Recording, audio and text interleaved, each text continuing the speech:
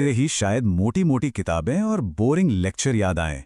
लेकिन आज के इस विस्तृत एक्सप्लेनर में हम इसे बिल्कुल अलग नजरिए से देखेंगे।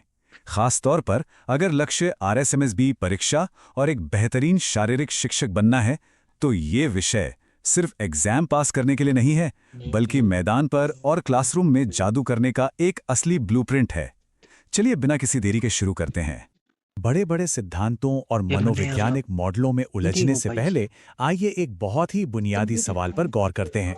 आखिर एक क्लासरूम में एक टीचर और स्टूडेंट के बीच असल में हो क्या रहा होता है?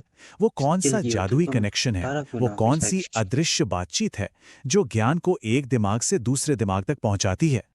आज की हमारी इस चर्चा का सफर कुछ इस तरह रहेगा। शुरुआत शिक्षण के मूल सार से होगी, फिर हम उद्देश्यों के ढांचे को समझेंगे, उसके बाद शिक्षण के कुछ बेहद दिलचस्प नए तरीकों पर बात करेंगे और अंत में सबसे अहम पड़ाव यानी सीखने के असली अर्थ तक पहुंचेंगे। तो आइए पहले खंड की ओर बढ़ते हैं। शिक्षण का सार यानी वो नींव जिस पर पूरी शिक्षा प्रणाली टिकी हुई है।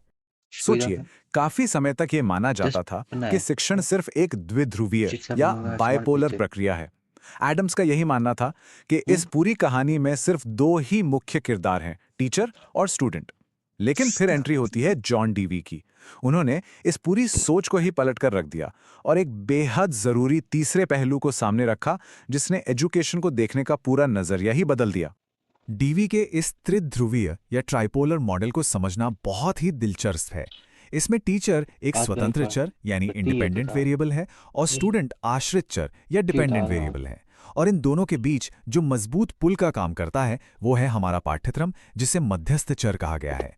इसका सीधा सा मतलब है कि क्लासरूम की सारी ऊर्जा और बातचीत इसी पाठ्यक्रम के इर्द गिर्द घूमती है ना? एकदम सटीक नजरिया। अब जब पाठ्यक्रम एक मध्यस्थ के रूप में सेट हो चुका है, तो अगला पड़ाव आता है खंड 2, उद्देश्यों की संरचना। क्योंकि बिना दिशा के तीर चलाने से कोई फायदा नहीं। अगर इतिहास के पन्नों को पलटें तो हम देखेंगे कि शैक्षिक उद्देश्यों को 3 अलग-अलग दशकों में बड़ी बारीकी से बांटा गया। 1956 में डॉक्टर बीएस ब्लूम ने ज्ञानात्मक डोमेन दिया। फिर 1964 में क्राथवोल भावात्मक डोमेन लेकर आए और 1969 में सिम्पसन ने क्रियात्मक डोमेन पेश किया। शारीरिक शिक्षा के नजरिए से देखें तो ये बिल्कुल परफेक्ट बैठता है, जहां दिमाग, भावनाएं और शरीर तीनों का तालमेल होना सबसे ज्यादा जरूरी है। ब्लूम के ज्ञानात्मक डोमेन की गहराई में जाएं तो ये किसी सीढ़ी की तरह काम करता है।